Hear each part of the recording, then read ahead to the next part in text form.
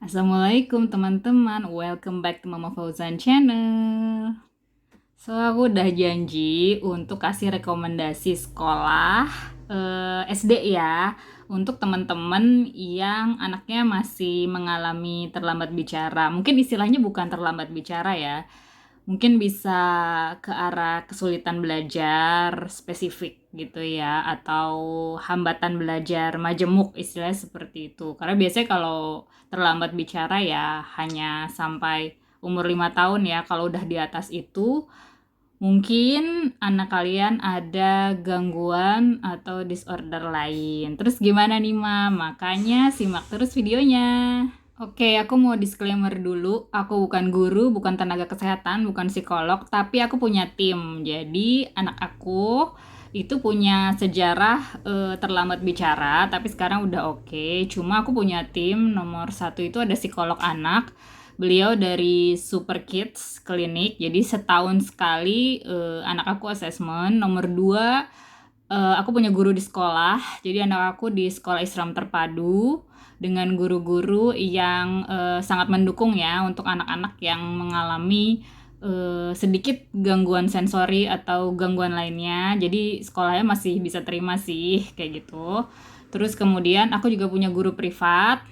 Jadi guru privat ini adalah lulusan UNJ untuk sarjana pendidikan khusus gitu. Jadi dan aku punya dokter tumbuh kembang juga, dokter nutrisi juga, dokter Yulia di Rumah Sakit Primaya Bekasi Barat. Jadi buat kalian yang kira-kira nih udah mau masuk SD nanti Juli atau masih nimbang-nimbang nih kira-kira masuk SD-nya tahun ini apa tahun depan, menurut aku kalian harus assessment ya. Jadi kalian bisa assessment sendiri ya, maksudnya kira-kira anaknya siap atau tidak. Sebenarnya kamu bisa ngobrol sama guru TK-nya, atau kalian bisa assessment kesiapan belajar di psikolog dekat rumah kamu gitu. Jadi aku sangat menganjurkan kalian punya tim yang bisa menilai anak kalian secara objektif. Karena kalau sebagai orang tua kan kita menilai anak secara subjektif ya. Maksudnya kayaknya bagus-bagus aja gitu, kayak cukup-cukup aja, ternyata belum tentu. Apalagi kalau misalnya anak kalian punya sejarah terlambat bicara atau punya gangguan sensori ataupun diagnosanya PDD-NOS ataupun dia ada ADHD misalnya gitu, ataupun ada gangguan fisik motorik halus, motorik kasar gitu. Memang untuk masuk SD nggak wajib sih calistung, tapi secara bahasa itu harus paham analogi bahasa. Seperti itu ya. Kalian bisa lihat segitiga piramida belajar di layar. Jadi kalian bisa cek anak kalian kira-kira apakah memenuhi untuk bisa ke segitiga paling atas, yaitu aktivitas akademik. Jadi kalau misalnya anak kalian nggak sampai puncak aktivitas akademik, berarti kalian delay dulu sekolah masuk SD-nya ya. Percaya sama aku, kayaknya aku udah ngalamin beberapa hal ini, makanya anak aku ada les privat dengan guru pendidikan khusus gitu ya. Jadi kalau misalnya aku ada masalah di mana sih? Dia ada masalah di gangguan sensori masih ada. Kemudian dia juga masih ada masalah di visual spasial. Kemudian sekarang tuh kendalanya apa sih anak aku? Jadi dia kayak nulisnya lama gitu. Jadi suka dikomplain sama bu guru, "Bunda, anaknya ini ya nulisnya lama ya, kasihan teman-temannya nunggu," gitu. Jadi aku guru privatnya ini adalah ngurusin supaya anak aku nulisnya bisa lebih cepet gitu ya. Itulah kira-kira kalian perhatiin segitiga piramida belajar di atas. Kalau misalnya kalian kayak, ya mahal ya mam, ke psikolog 500.000, sayang banget uangnya gitu. Yaudah kalian periksa sendiri aja kayak gini. Maksudnya kalian intuisi aja gitu. Dan kalian ngobrol juga sama guru TK di sekolah. Kira-kira gimana nih, apakah lanjut bisa masuk SD atau enggak gitu. Mendingan kalian jangan maksa. Beneran jangan maksa, kalian nanti kasihan anaknya. Apalagi kalau misalnya ngomongnya masih belum lancar banget gitu, masih gagap, masih kayak kosakatanya nggak banyak karena kena pandemi kan 2 tahun. Kalian bayangin aja 2 tahun itu learning loss. ya seharusnya dia bisa main sama teman-temannya sama 2 tahun, ini tuh enggak sama sekali, itu pasti kehilangan ribuan kata tuh. Jadi kalian gak usah maksain anak kalian masuk ke SD. Jika di dalam segitiga ini pas dicek itu ada yang kurang. Oke, percaya deh sama aku. Daripada kalian kayak nambah-nambahin bimbel, bimba, apalah itu remedial yang mahal-mahal, mending kalian konsentrasi setahun ngajarin sendiri ya gitu. Apa aja yang bisa diajarin nanti aku akan bagiin di video-video berikutnya gitu ya. Supaya dia bisa ngejar ketertinggalan gegara pandemi gitu ya. Oke, kita mulai di segitiga bagian bawah. Itu kalau misalnya kalian masih ada masalah taktil, masih ada masalah vestibular, itu biasanya anaknya tuh gak bisa duduk dengan tertib. Nanti kalau misalnya di tes masuk SD, biasanya tuh anaknya disuruh duduk 15 menit aja. Terus suruh nulis nama lengkap sendiri, nama orang tua, sama alamat rumah. Bisa nggak? Oke, emang syaratnya nggak bisa calistung, tapi kan biasanya kalau nama sendiri bisa ya, ngeja nama sendiri, atau enggak misalnya belum bisa nulis. Nanti gurunya nanya nih, oh iya hurufnya apa aja, misalnya namanya Fauzan gitu, apa huruf apa aja, misalnya F, abis itu A, gitu. Jadi nggak yang blank sama sekali, nggak bisa calistung, itu nggak mungkin sih, nggak mungkin diterima. Terus kemudian vestibular keseimbangan, terus proprioceptif sendi, yaitu kalau misalnya nulis aja nama sendiri aja nggak bisa gitu ya, ini patut mungkin ditandain gitu sama gurunya. Jadi mending kalian siapin aja setidaknya bisa nulis nama sendiri, tahu huruf dan segala macam.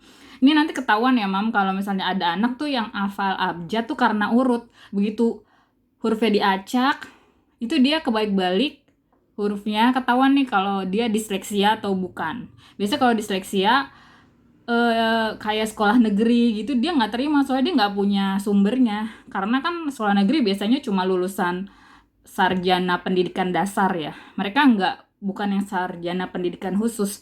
Jadi kalau misalnya anak kalian ketahuan disleksia, kalian harus cari guru sarjana pendidikan khusus itu di Universitas Negeri Jakarta. Nanti aku kasih tahu nomornya yang bisa kalian hubungi ya. Nanti kalian bisa cari guru sendiri.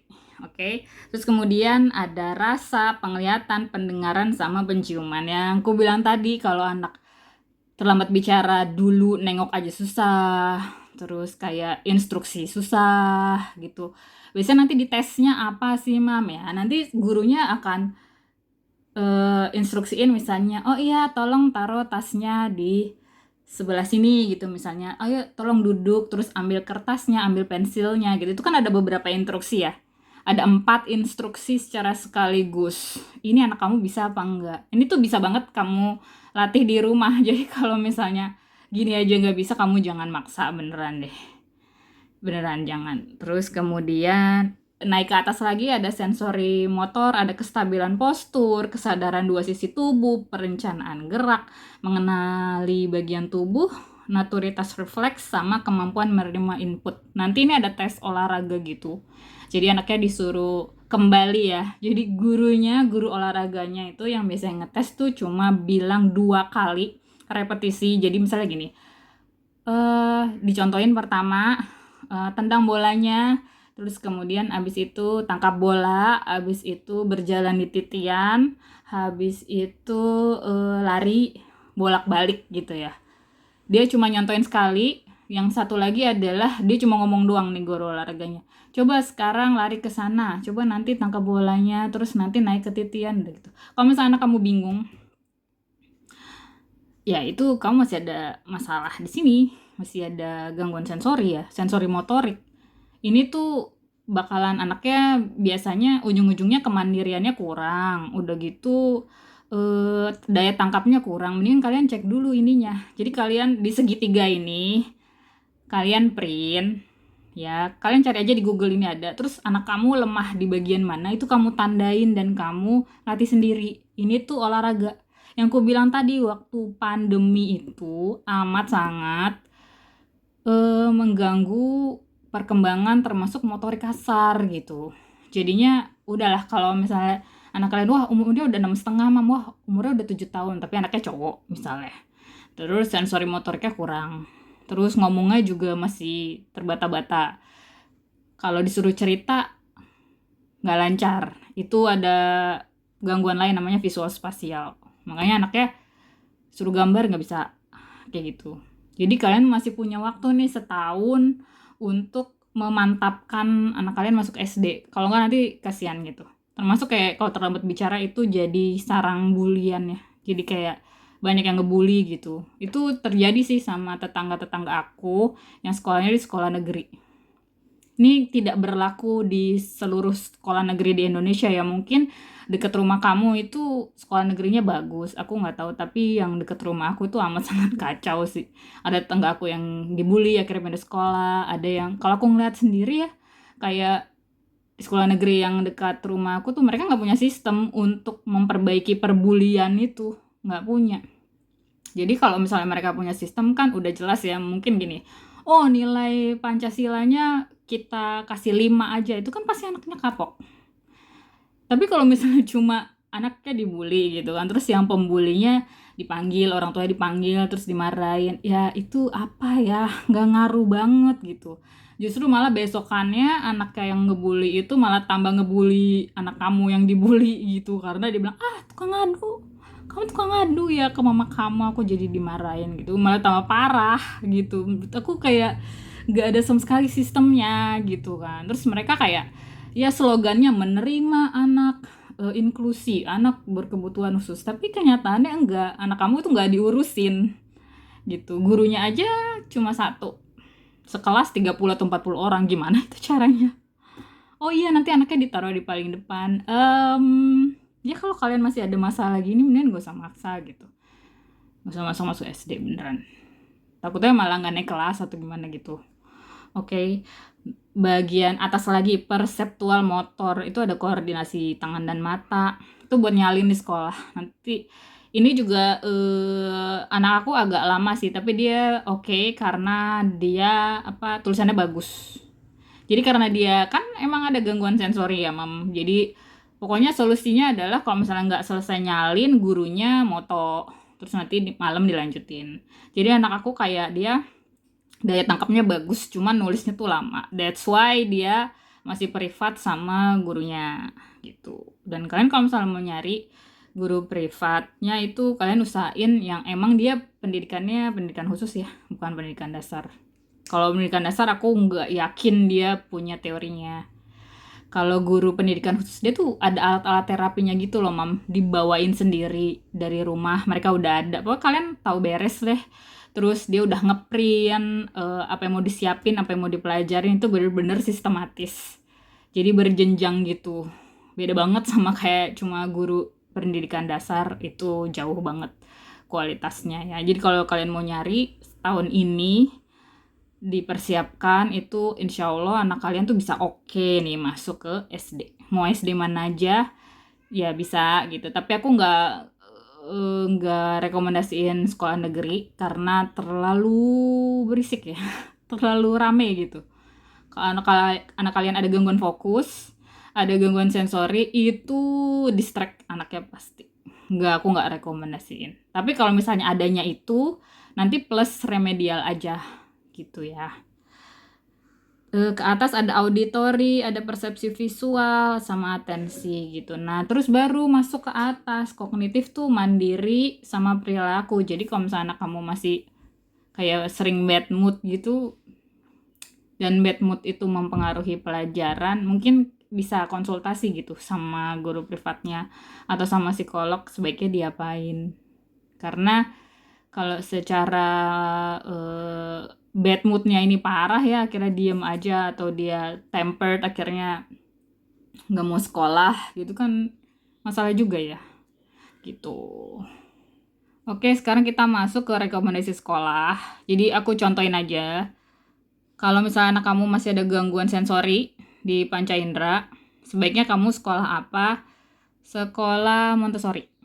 Jadi pilih SD Montessori seperti Cikal, Kipina, Terus apa lagi ya? Apa aja sih yang Montessori dekat rumah kamu? Itu kan karena inderanya kurang stimulasi atau masih belum matang, jadi dimatangin dulu di sekolah Montessori. Dan sekolah Montessori itu tidak menuntut calistung dan jarang dia PR-nya. Paling prakarya ya, karena project based learning. Terus yang kedua gangguan fokus kayak ADHD atau ADD. Iya, ini kamu bisa pertama masalahnya harus lebih disiplin dengan anak ADHD atau ADD.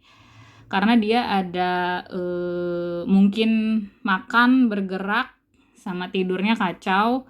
Jadi itu coba kalian tanya dokter apa harus ada suplemen atau ada diet dan sebagainya, karena setiap anak berbeda. Ada yang ngaruh suplemen, ada yang nggak ngaruh, ada yang diet ngaruh, ada yang diet nggak ngaruh. Tapi yang namanya HP, main gadget itu ngaruh. Itu benar-benar harus disiplin, dibatasin dan sebagainya. Jadi apa yang cocok nih? Ada sekolah alam, misalnya Sasi di Sekolah Alam Indonesia ya, di Bekasi, sama ada di Tangerang kalau nggak salah, sama di Bogor kalau nggak salah.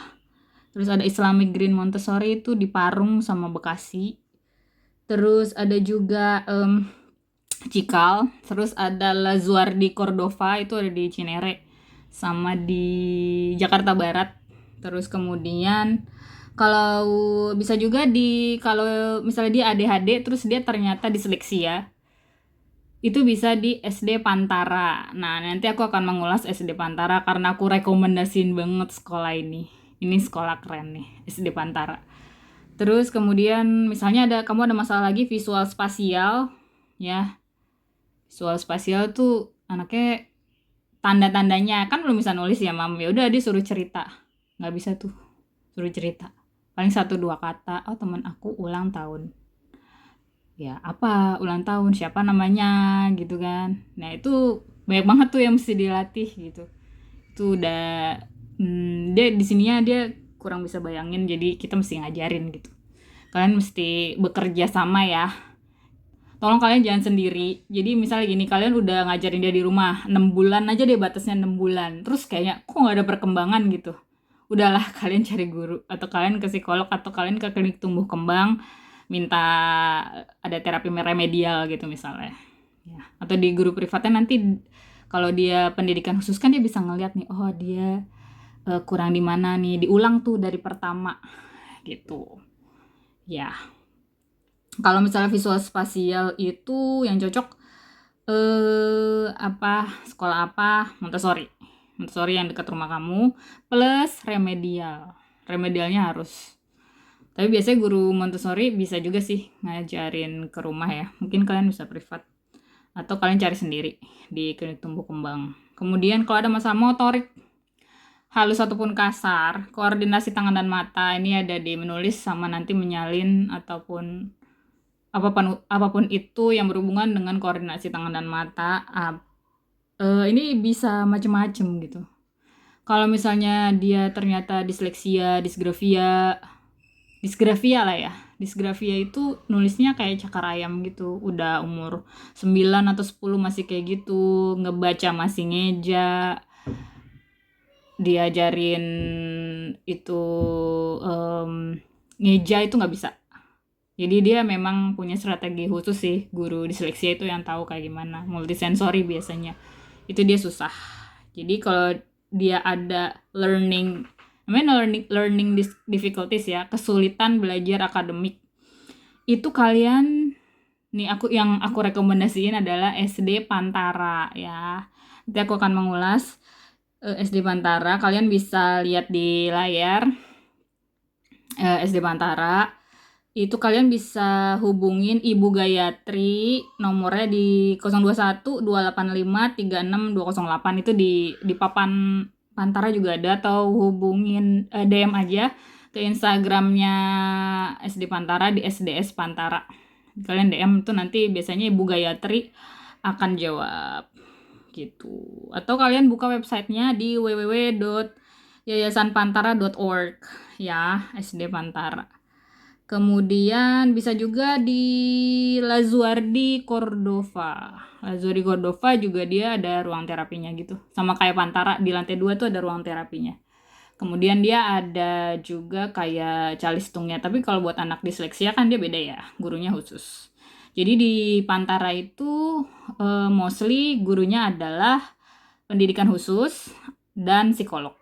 Tuh, jadi oke lah di SD Pantara juga udah lama ya Mam, itu udah dari aku kecil tuh udah ada SD Pantara dan dia emang terkenal bagus banget untuk disleksia, ADHD gitu. Itu jadi bagus, anak-anaknya bisa baca, bisa tulis. Karena sebenarnya sih IQ anak-anak disleksia tuh gimana sih Mam? IQ-nya tuh rata-rata atau di atas rata-rata. Jadi bukan nggak pinter, mereka tuh pinter. Cuma kayak ada neurobiologis kan, ada kayak gangguan syaraf yang menghambat kenapa dia nggak bisa decoding, namanya decoding baca itu, atau diskalkulia, atau kayak dia susah matematika gitu. Padahal tuh anaknya cerdas banget gitu. Dan biasanya kalau disleksia itu nggak ada hambatan bicara sih, cuma dia hambatannya di calistung kayak gitu.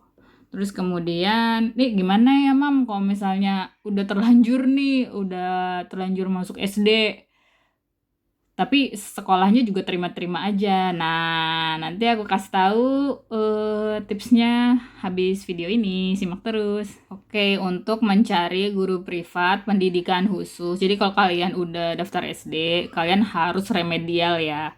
Dan kalian tanya juga ke terapisnya, apakah terapinya dilanjutin. Misalnya kayak gini, megang pensil masih kaku, apa kalian harus tetap lanjutin OT, okupasi terapi. Kemudian kalian tanya juga remedial itu pasti, terserah mau di klinik tumbuh kembang atau kalian cari sendiri. Kalau kalian cari sendiri, kalian Google ya, Central Study ya. Kalian nanti ada WhatsApp di situ, dibuka di webnya itu, dia bakal ada WhatsApp itu dengan Bapak Ferdi Halomuan Siregar. Ya, nanti beliau akan cariin beberapa kandidat gitu. Nanti kan terserah kamu milih. Biasanya dia tuh nanti akan kasih transkrip nilainya mahasiswanya ke kamu. Kamu bisa minta yang pinter gitu ya, yang oh saya mau yang gurunya IPK-nya cum laude gitu. Nah, aku kasih nih contohnya di layar ya. Ini aku tutup nama gurunya ya. Itu ada semester terakhir.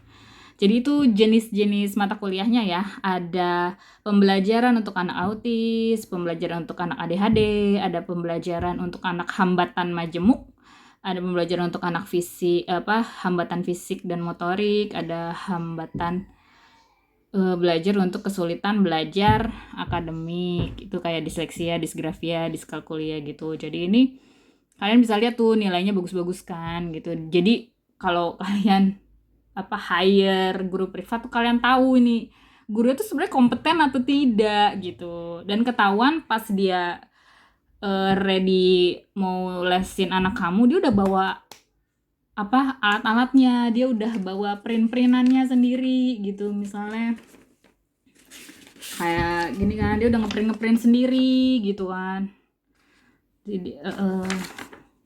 Jadi tuh kayak udah tahu gitu dia bahwa dia harus review dari paling bawah dulu gitu. Kalian bisa minta kok transkripnya, atau kalian kalau misalnya nggak mau terlalu mahal, harganya berapa yang Central Study itu kalau les privat ada 150.000 per 1,5 jam. Kalau kalian butuhnya guru pendamping bisa juga, atau misalnya kayak sekolahnya menuntut shadow teacher gitu kan, kayak guru pendamping, karena ya gurunya nggak bisa pegang gitu. Misalnya kalian di sekolah negeri gitu kan, kalian plus shadow teacher gitu misalnya, karena kalian takut anaknya dibully.